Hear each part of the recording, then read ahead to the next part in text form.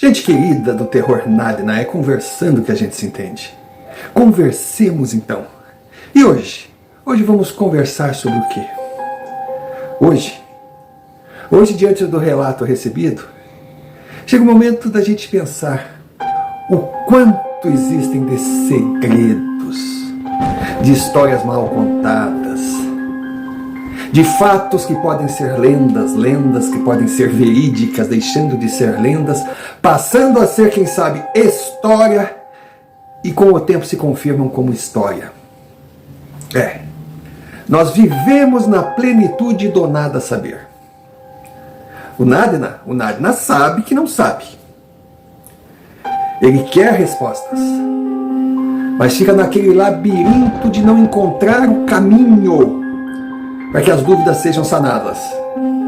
De repente ele não conhece ou não tem certeza da eficiência dos atalhos escolhidos, mas sabe o que não deve fazer, que é ficar aí na vala comum se repetindo em perguntas. As perguntas só servem para aumentar as dúvidas. Aumentar as dúvidas e criar a figura do parasita oportunista aproveitador que, vendo a fragilidade daquele que o procura com tantas curiosidades, medos e apreensões, consegue faturar em cima da ingenuidade.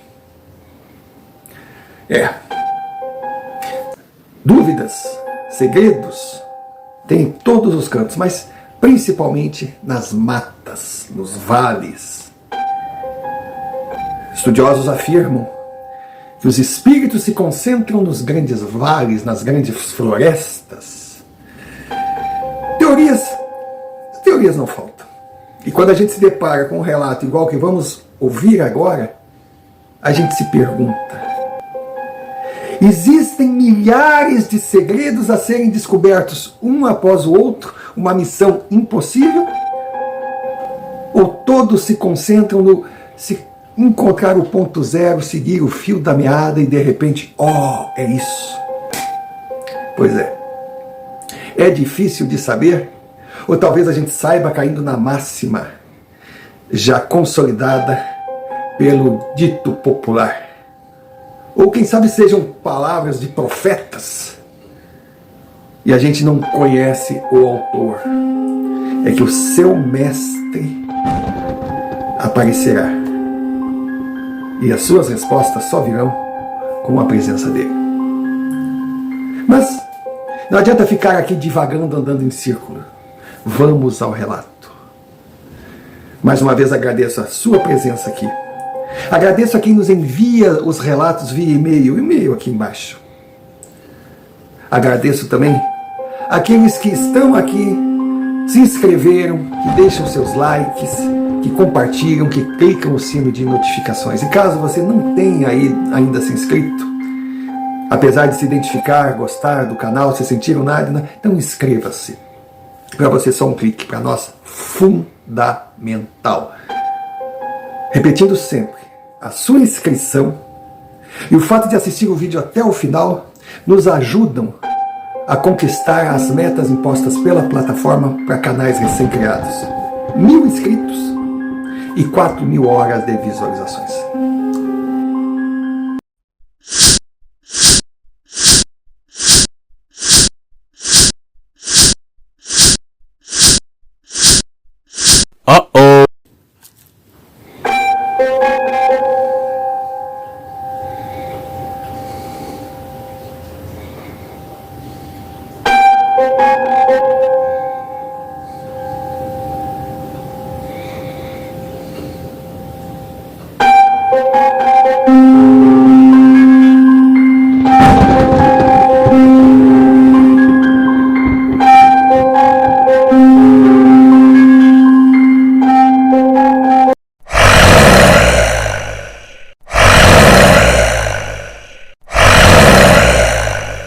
Senhor Romário, começo o meu relato já me apresentando como um fanático pela natureza.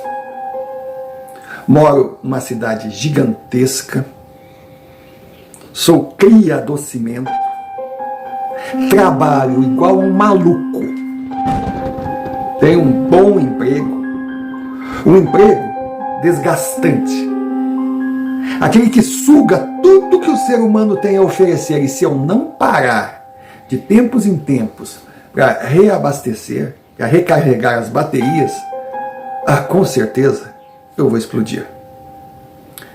Estou com 36 anos, digamos assim, no meu ápice profissional, sendo requisitado por várias empresas, o salário crescendo cada vez mais, mas eu só me sinto gente quando eu estou no meio da natureza. E tenho mais 3 amigos que são os grandes parceiros de aventura. Eles também são pessoas estabilizadas financeiramente, todos temos a mesma faixa etária. Então, combinamos entre nós que determinadas temporadas, vamos dizer assim, a gente pede licença para as namoradas, para as esposas, para pegar nossas motos, pegar nossas mochilas, nossos equipamentos, que são assim da melhor qualidade, modéstia à parte, porque podemos dizer que nos profissionalizamos dentro daquilo que nos dá prazer. E saímos no mundo. Então vamos fazer o seguinte, para facilitar, já que a gente não pode, por determinação do canal e também por ser bom para nós identificar, porque diante da nossa posição e também respeitando os lugares, é bom a gente manter as identificações por debaixo do pano. Então vamos fazer o seguinte, eu vou me apresentar como Gustavo, e os meus 3 parceiros, facilitando a narrativa, A, B e C.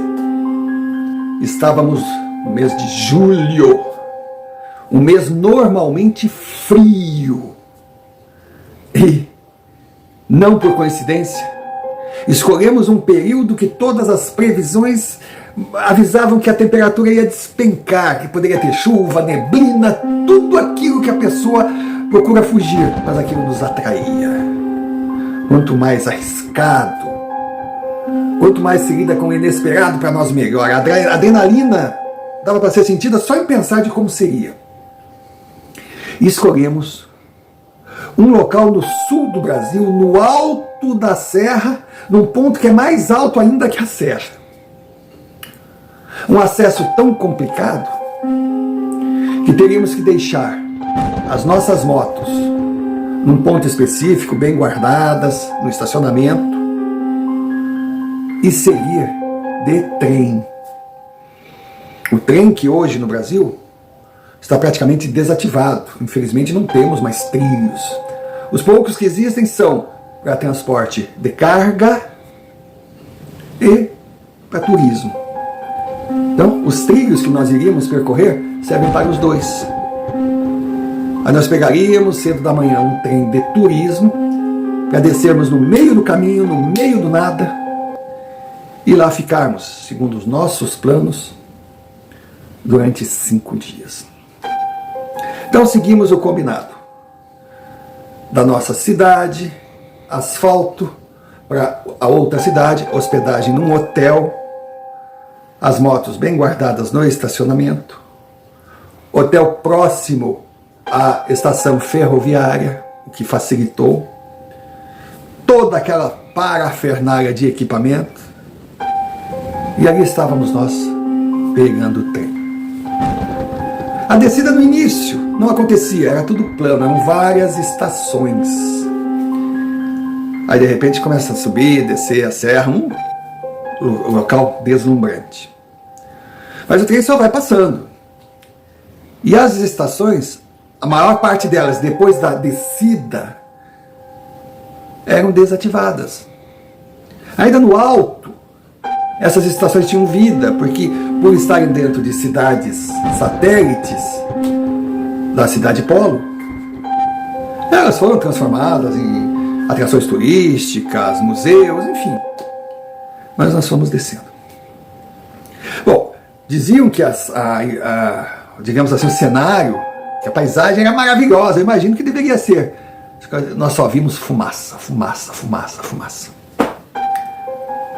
Aí tinha uma determinada estação que já era propícia, que o trem parava por alguns minutos para os malucos, aventureiros, terem a chance de descer e subirem por uma mata densa, um pico espetacular.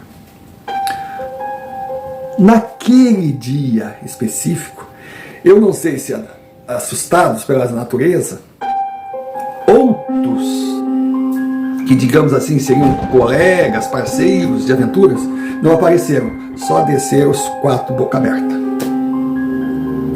Quando o trem partiu e nós olhamos em volta, pensamos, puta que pariu, o que estamos fazendo aqui? E o trem, ele descia a serra pela manhã e subia no final da tarde. Então, pior das hipóteses, se desse algum arrependimento, nós poderíamos pegar o retorno. E aí a estação onde nós paramos tinha as casas, claro, abandonadas, sem janela, sem porta, mas caso o tempo fechasse muito, o frio ficasse muito rigoroso, com as nossas barracas, com toda a nossa estrutura dentro daquelas paredes, algumas ainda com teto, nós não teríamos problemas de passar a noite ali. A questão toda era a subida. Aí conversamos a respeito, porque estava muito frio e estava uma neblina densa. Nós concluímos que a neblina, quando chegar da tarde, do meio-dia, ela deveria deixar um pouco que a gente tivesse um mínimo de visibilidade. E a temperatura, quem sabe no decorrer do dia, iria aumentar um pouco. E aquele chuvisqueiro frio que nós pegamos na saída já tinha acabado. Ou seja, vamos encarar? Vamos. Afinal, não viemos até aqui para ficarmos acampados numa casa abandonada durante um dia, esperando o trem voltar. Pegamos as tralhas todas, que eram um bom peso. Também subir em costas com aquelas tralhas não é para qualquer um, exige treino, que é o que nós tínhamos. Exige conhecimento de mata, de regiões não apropriadas para os seres humanos. Tínhamos também. Equipamento era o que não nos faltava.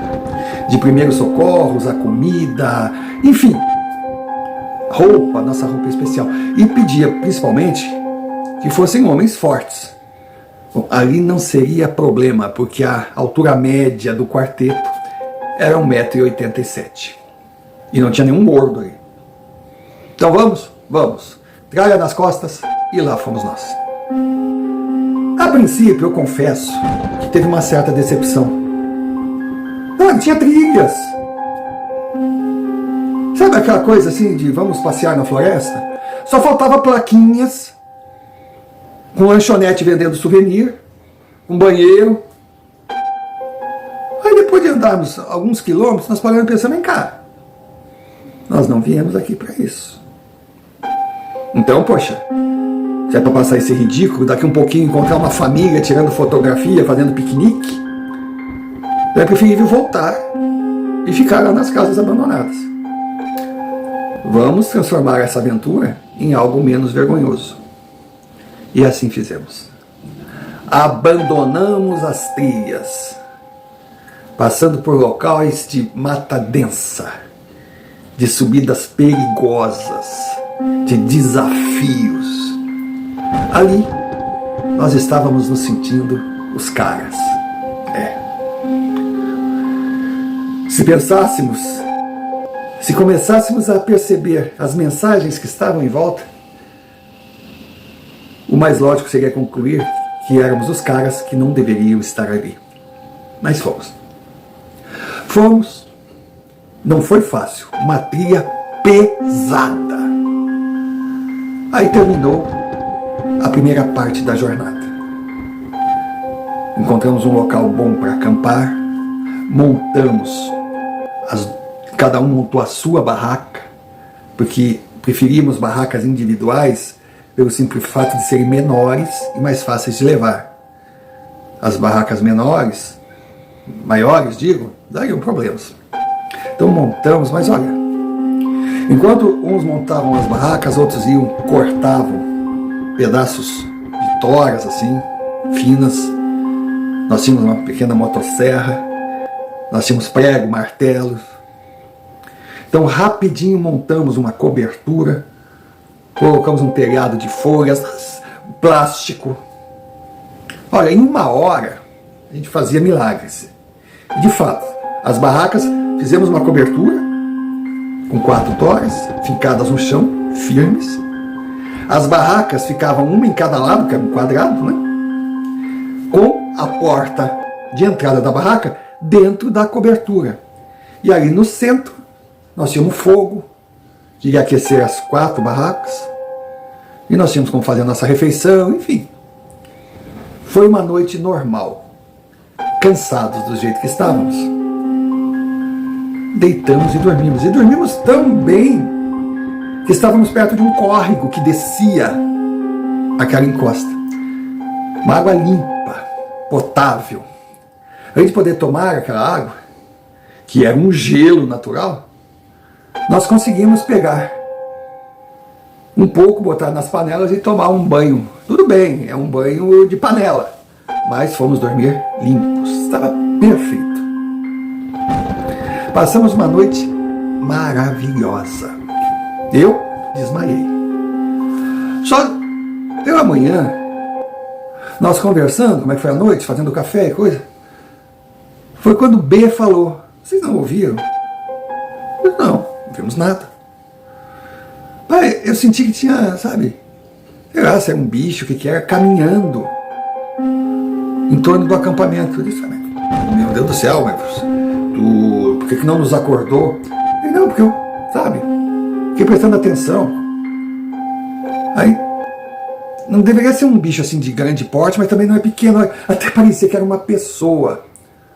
Aí foi quando ela falou: pô, bobagem tua, cara, por que não nos chamou? A gente tá armado aqui, vai que é alguém com uma intenção ruim e pega a gente desprevenido. E não, mas nós estamos em 4, o que é isso? Ninguém ia encarar, e era uma pessoa só. E eu estava cansado e dormi. Tá bom. Aí veio a dúvida. E agora? Porque a ideia inicial era ficar ali naquele ponto de acampamento, sendo vai e volta, nossa base. Mas será que podíamos deixar tudo ali? Mas chegamos à conclusão que sim, porque o local que estávamos era tão íngreme, tão inacessível, que dificilmente um ser humano chegaria até ali para nos roubar. Esse tal barulho poderia ter sido um animal, pois no local tem vários animais, inclusive jaguatirica, segundo tinham nos falado, para cuidar das minhoncinhas, que são pequenininhas, mas são bravas pra caramba. Então decidimos, vamos deixar tudo como está.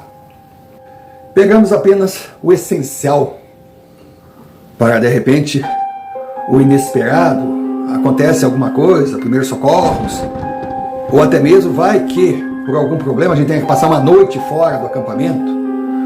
Então tínhamos uma estrutura ali para sobrevivermos ao inesperado. E bem mais leve. Para quem trouxe aquela muambada toda no primeiro dia, aquilo ali para nós era nada. E fomos. À medida que nós íamos, a neblina ia se dissipando.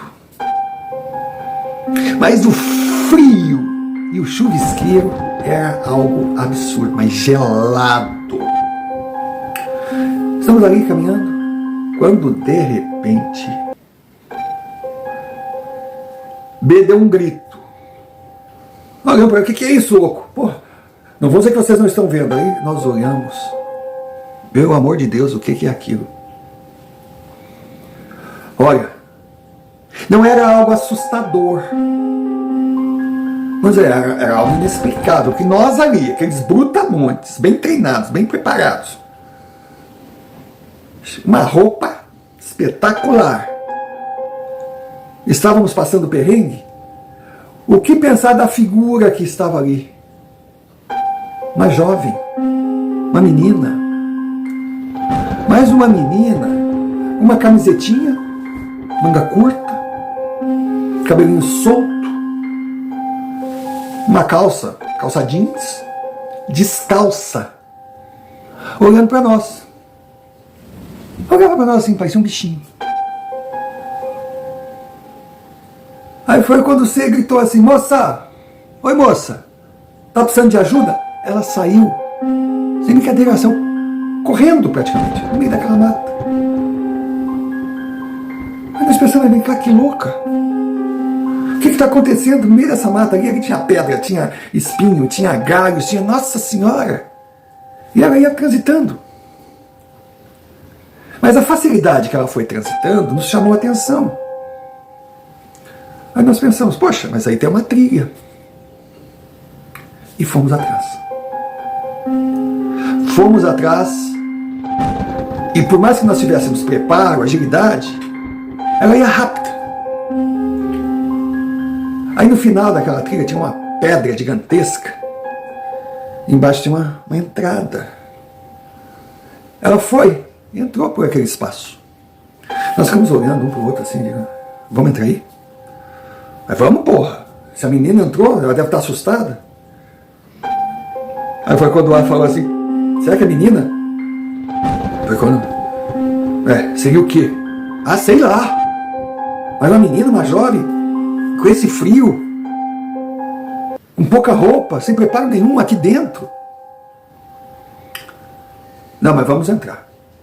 Vamos entrar. Aí cada um pegou o que tinha levado. Você, inclusive, tinha um hábito e era bom no que usava. E entramos. Entramos ali dentro daquela caverna. Lógico, ela era úmida, fria, mas nos impressionou que tinha tochas. No caminho que nós íamos fazendo assim, tinha tochas acesas. E no final era iluminado, a gente percebia que tinha iluminado. Aí fomos devagarinho, usando, claro, uma estratégia militar, de um protege o outro, passo a passo. Um ficou na porta, digamos assim, de acesso, meio que camuflado, mas de vigília, pronto para nos avisar se chegasse alguém, porque ninguém queria ser encurralado numa armadilha. Porque eu não falei no início, mas nós todos tínhamos treinamento militar. Porque todos servimos a marinha, e foi lá que nos conhecemos. Quando chegamos no local, era uma espécie de salão. Um fedor de carne doce, carne de gente morta, um fedor de animais mortos. Vimos muitos ossos, vimos símbolos na parede, uma coisa assim muito esquisita. A única coisa que via nós: o que é isso, meu Deus do céu? O que é isso? E tinha uma mesa, uma espécie de mesa, mas era de pedra, tipo um santuário, um altar, uma figura esquizofrênica, assim no paredão, também tochas em volta, coisa de filme. Aí eu fico pensando: poxa, o que você que está ouvindo deve estar imaginando? Ah, isso é ficção, isso aí é filme, isso aí tirou de algum cenário. Você pode não acreditar. Foda-se. Nós sabemos o que vimos e o que passamos. Inclusive foi por isso que nós escolhemos esse canal aqui. Eu digo nosso, porque quando eu falei que ia enviar o relato, os 3 concordaram, os outros 3 concordaram. Porque a gente sabe que, pelo menos por parte do canal, terá respeito. Porque a gente sabe o que viu. Aí fomos chegando. Ali sobre aquela mesa estava um corpo já em estado avançado de putrefação. Calculamos aí que já devia estar, sei lá, uma semana, 8 dias, não sei. A imagem era horrorosa. Mas dava para perceber que era a jovem que nós vimos no mato. Aí quando chegamos perto daquele corpo, todas aquelas tochas acesas, as chamas começaram a se movimentar como se estivesse sob efeito de vento. Mas não tinha vento ali. A IB pegou a filmadora, começou a filmar tudo, registrou tudo. C com a máquina fotográfica e eu ali, congelado. Aí, vamos sair daqui, vamos sair daqui. Aí fomos saindo. Fomos saindo, mas precisamos usar as lanternas. Porque aquelas tochas estavam todas apagadas já. E a cada passo que a gente dava, eu me sentia assim, náuseas. Eu me sentia como se eu estivesse sendo abraçado por algo que eu não queria que me abraçasse. Eu sentia às vezes meu corpo estranho. Eu fui andando, aí eu vi assim a luz, a saída. Aí quando saímos, estávamos os 4 reunidos, perguntamos para o sentinela como é que tinha sido. Ele, não, normal, que não aconteceu nada. E daí começaram a falar a história, e eu simplesmente olhava e apaguei. Eu apaguei. Eu não sei por quanto tempo eu fiquei desacordado, mas eu lembro que voltei a mim levando bufetada na cara. Aí quando eu olhei, estavam os 3 ali com os olhos desse tamanho. O que foi? Eu digo, o que foi? Aí dei aquele pulo. Porque enquanto eu estava desacordado, eu ouvia vozes. Mas vozes que falavam no idioma, no emaranhado de palavras.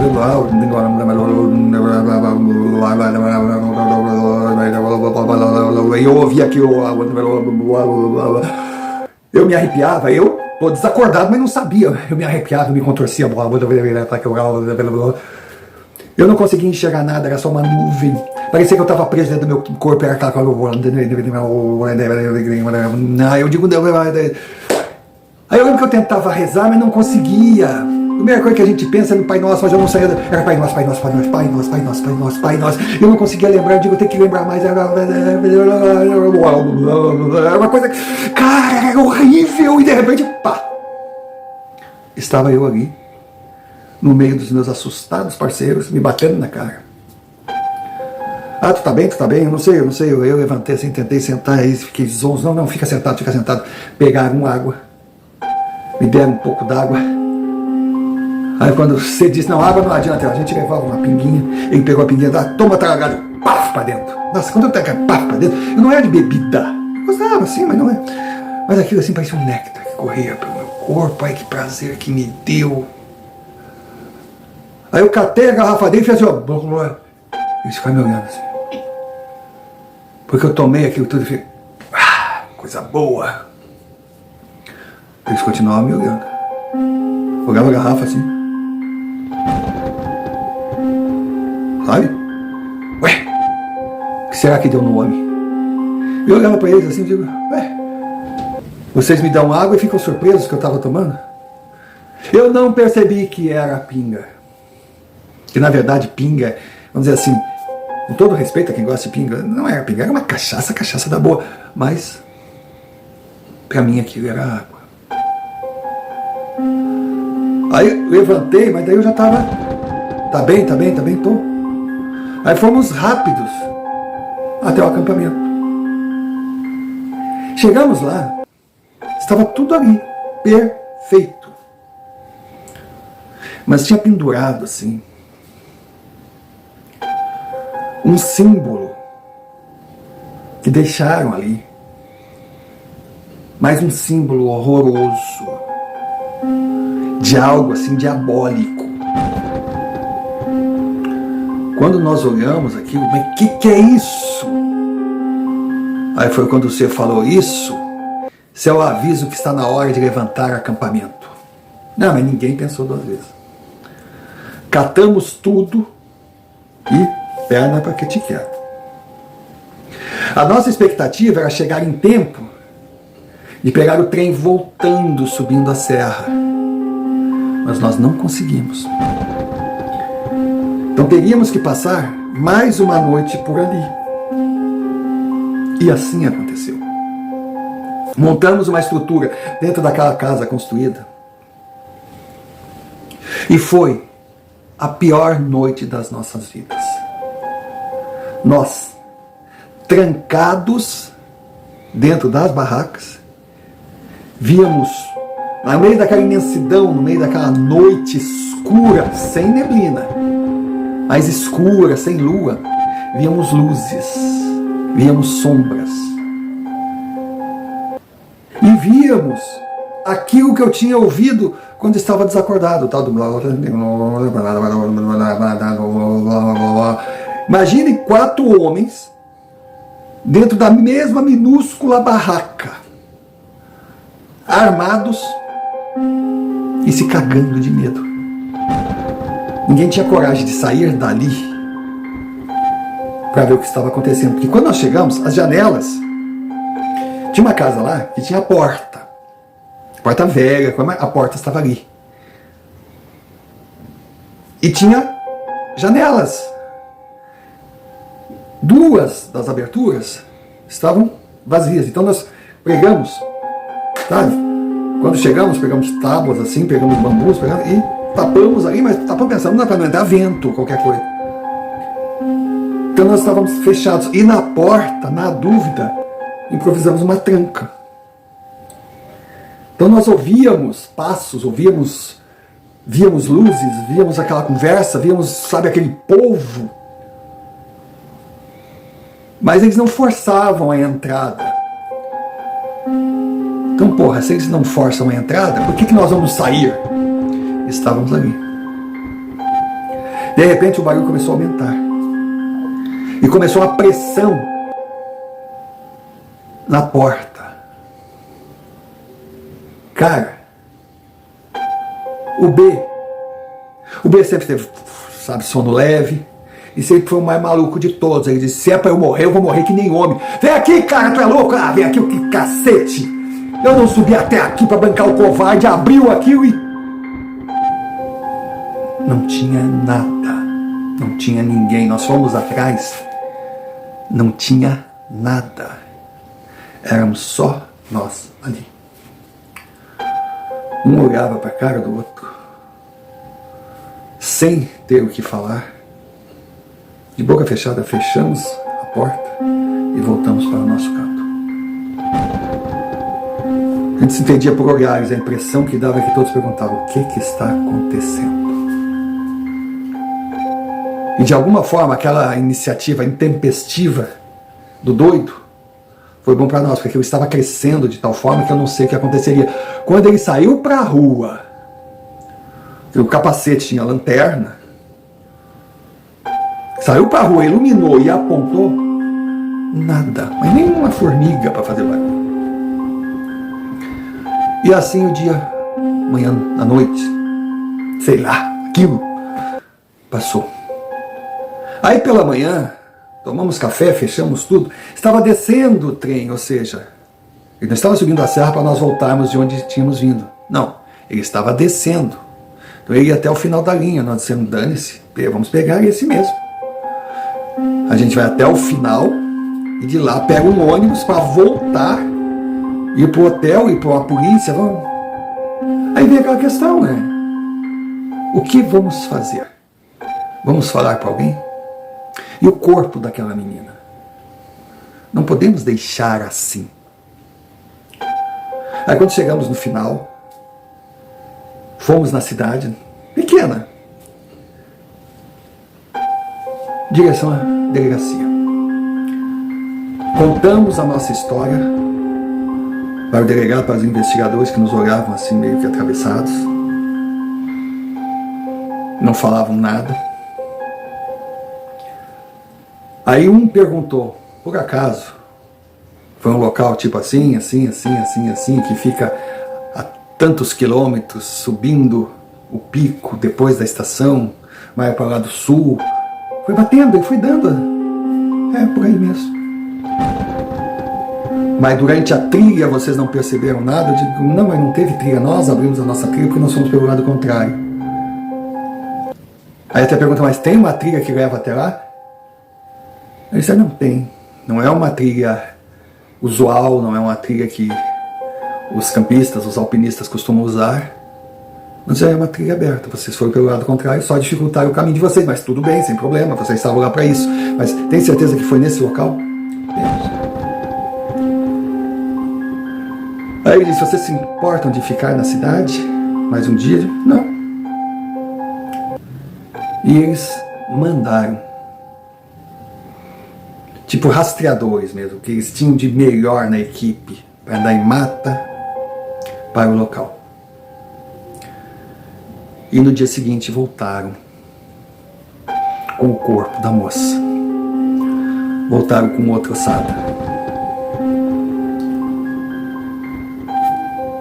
Estava tudo no necrotério, nos chamaram, nós estávamos num hotel, até ficamos lá pela cidadezinha, fomos num bar, perguntando: será que a gente se meteu em alguma coisa? Não tem nada, ué, o que houve? Não, de repente vão dizer que éramos nós que fizemos aquilo com a moça. Aí, que isso, cara? Minha menina estava morta há vários dias, nós temos testemunhas que nós subimos, sabe? Naquele dia mesmo, pegamos o trem, temos a passagem. Não tem risco nenhum. Mas por que mandou a gente ficar aqui, porra? Sei lá, talvez até suspeitasse da gente, mas o que eles vão descobrir lá não nos incrimina. Bom, e de fato, fomos chamados à delegacia, eles disseram que nós estávamos liberados, agradeceram. Foi quando nós, tá bom, mas o que nós enfrentamos lá, o que nós encontramos lá? Aí eles: olha, oficialmente não tem nada, foi apenas um crime, muito obrigado, estamos dispensados. Nós, como ex-militares e como funcionários de grandes empresas, a gente sabe que é hierarquia. E estão dispensados significa: sai logo antes que eu perca a paciência. E nós fomos. Fomos, mas com aquela coisa, né? E na hora de ir para a padaria. Porque é o que sabe, o bom viajante quer saber, quer conhecer detalhes do lugar, vai para a padaria. Chegamos lá, começamos a fazer perguntas e não deu outra. Até o famoso cachorro que fica na porta esperando as sobras, abanando o rabo, aquele vira-lata que é o animal mais gordo do que todos os de raça da cidade, que não é um cachorro de rua, é um cachorro da rua, sabe ou sabia da história. Que na região, há muitos anos, há séculos, como falavam até, diziam que era desde o tempo da colonização, e as cidades ali eram todas antigas, que foi trazido, sabe lá onde, não sabe se vieram com os negros escravizados, ou se vieram com os brancos europeus, ou se foram, sabe, conceitos, doutrinas que vieram de todos os lados e ali criaram aquela seita satânica, que era uma seita que os frequentadores, os participantes, doavam prendas para o grande mestre e senhor, que com certeza deveria ser um deus do mal, em troca de conseguirem favores. E o valor da prenda era diretamente proporcional ao tamanho do pedido, chegando inclusive a vidas humanas. Então, ia desde uma periquitinha, um sapinho, até uma jovem inocente. E aquela menina não era da região, não era da cidade, mas era de uma cidade próxima. E ela havia desaparecido. E os familiares deram queixa por todo o estado, praticamente, soltaram fotos e estavam vindo para a cidade, que não havia dúvida que a jovem que nos encontramos era aquela menina, que com certeza ou foi sequestrada, ou foi levada até lá sem saber qual o seu destino, e foi sacrificada. O único detalhe que nós não contamos na delegacia e resolvemos guardar para nós é que aquela menina apareceu na nossa frente, no meio da mata, viva, nós quatro vimos, e nos levou até o seu corpo, até o santuário da morte. Se nós contássemos isso, poderia pegar muito mal, dependendo do que a polícia concluísse. Então passou a ser o nosso segredo. Nós dissemos apenas que fomos indo e de repente caímos naquela doida. Pegamos um ônibus, fomos ao hotel, passamos aquela noite lá, aí equipamento, motos, voltamos para casa. Mas até nas paradas, até no hotel, era um silêncio absoluto. Ninguém falava absolutamente nada. Aí chegamos, nos despedimos, valeu, até a próxima, se acontecer. Sabe qual é que é, né? Fui para casa. Cheguei no meu apartamento, bom, dos 4, tinham 2 casados, um divorciado e um solteiro. Eu era um divorciado. Tinha minha filhinha, coisa mais linda do mundo, a Letícia, que era o meu dengo. A primeira coisa que eu fiz foi ligar para ela. Eu queria conversar com ela no telefone. Mas aí a minha ex pegou o telefone desesperada e disse que eu tinha que ir lá. A minha ex, deixa eu contar. Nós nos conhecemos, eu 25, ela 26, era um ano mais velha que eu. Era uma mulher linda, exuberante. Também era uma aventureira, gostava de viagens. Teve uma temporada na Irlanda, teve em Londres, trabalhou como babysitter, enfim. Era uma atriz loucadinha também, nos conhecemos, casamos. No início foi aquela paixão, depois a coisa foi desgastando, agora tinha um problema, ela vivia com essas coisas, né, de bruxaria, era incenso toda hora, não sei o quê. Eu achava ela meio maluca. Bom, eu sempre achei, mas me encantei. E a forma que ela conversou comigo, eu fiquei preocupado, achando que era algo com Letícia. Bom, cheguei lá, no apartamento dela, toquei, quando toquei, vem aquela princesa. Ai, pai, coisa linda, pai, me abraçava. Digo, oh, meu amor, coisa mais querida. Imagine, uma menina de 4 anos, eu era o pai herói.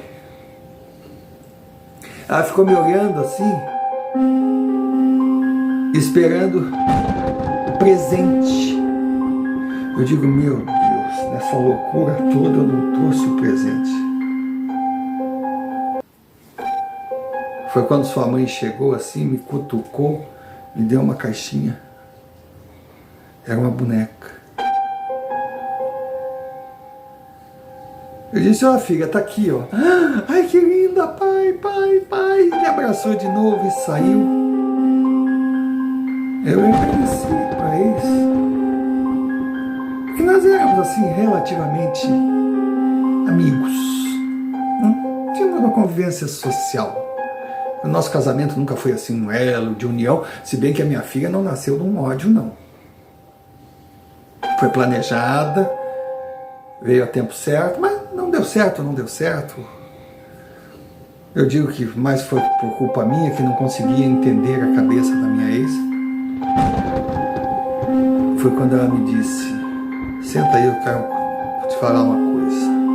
Eu sentei assim e perguntei, o nome dela era Mara, minha Marinha. É, Mara. Como eu te devo desculpas? Aí eu sentei e digo, pô, Mário, o que está acontecendo? E outra coisa, como é que tu soube? Como tu imaginou que boneca é essa? Tu ia dar para ela, que soube que eu ia chegar sem presente? Ela olhou para mim e disse, você esteve lá. Eu, ai meu Deus. Estive aonde, sua louca? Você esteve lá e você trouxe ele dentro de você. eu comecei a lembrar daquela hora que eu estava. E aos pouquinhos, quando ela disse aquilo, eu meio que tremi.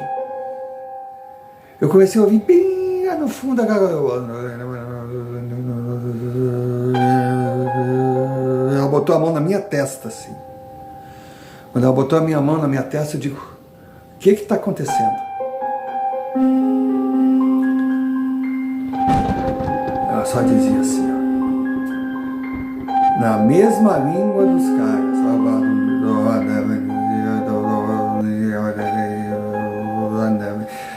E eu vi aquele diálogo e eu queria perguntar. De repente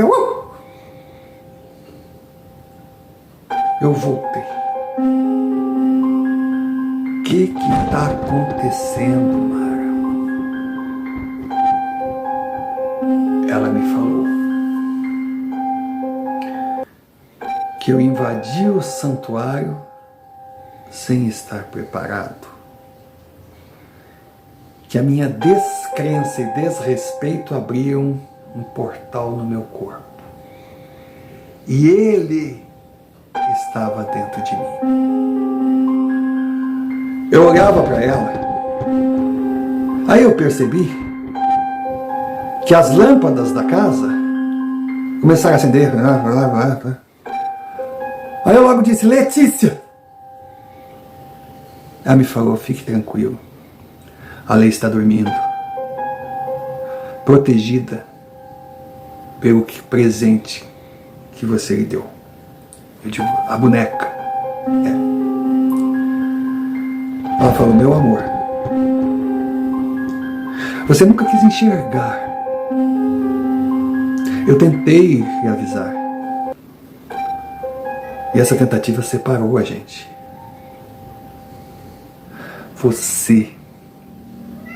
Você tem um dom natural.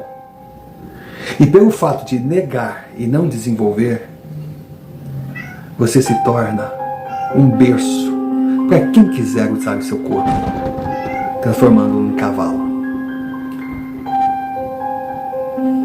Você, hoje, tem dentro do seu corpo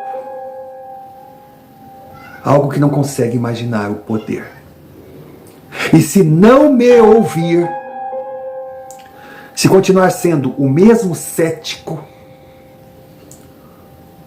o seu futuro será igual ao daquela criatura que vocês encontraram no altar da caverna maldita. Assustado, eu perguntei: você quer dizer que eu vou me transformar numa oferenda para o monstro que hoje habita meu corpo?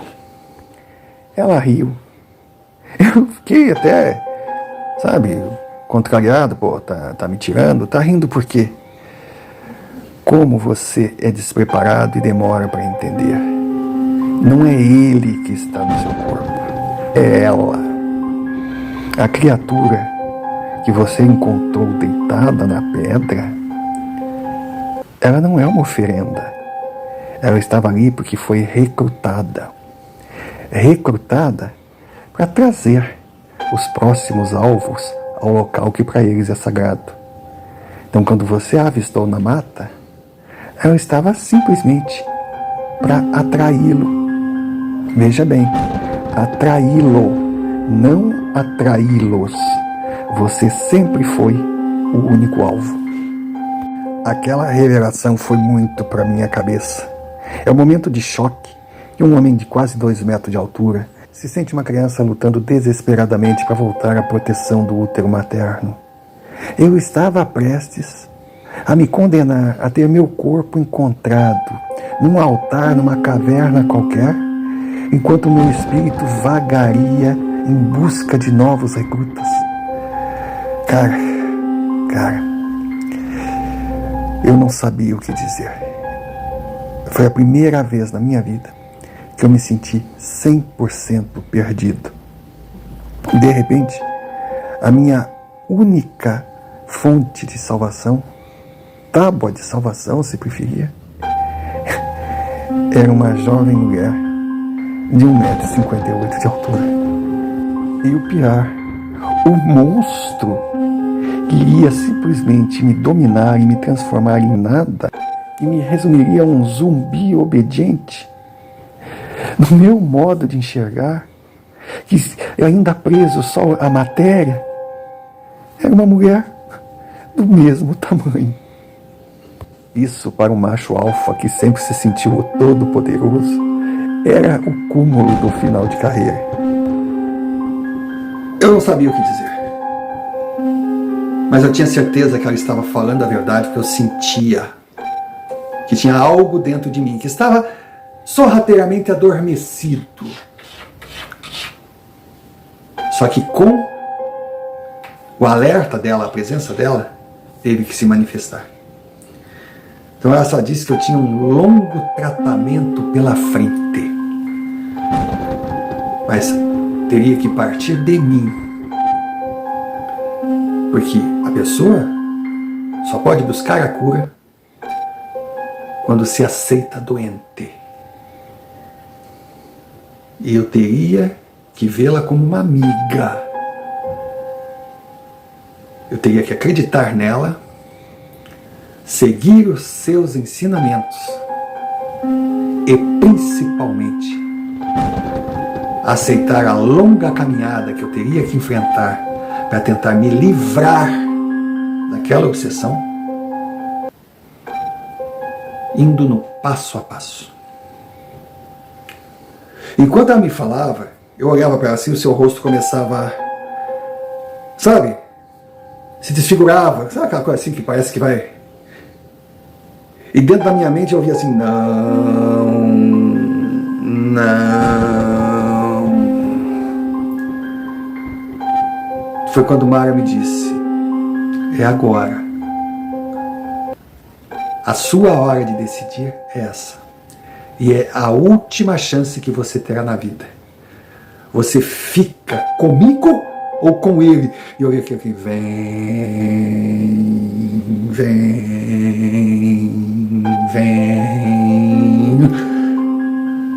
Eu digo, Mara, faz de mim o que tu acha que deve fazer. Eu estou contigo. Só ouvi assim,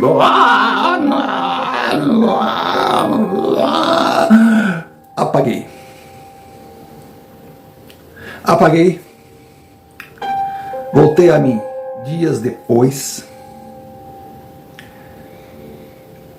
Depois de um longo tempo, com pesadelos, uma coisa assim inacreditável. Eu andei por vários universos, uma coisa, sombras e gritos, e sabe?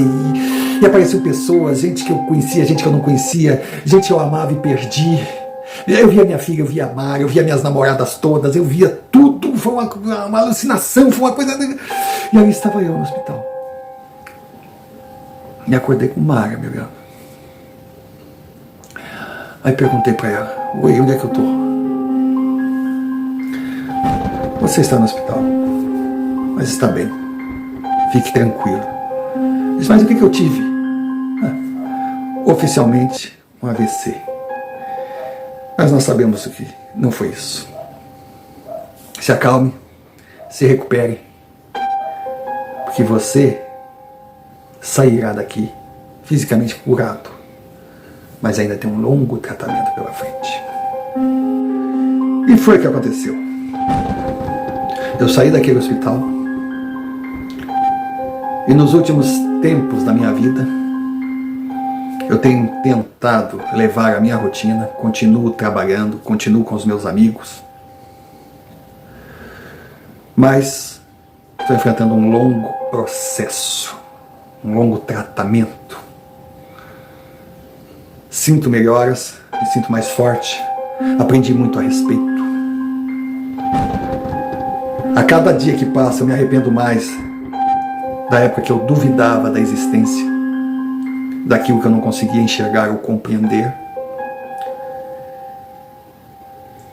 Comecei a ver Mara de outra forma.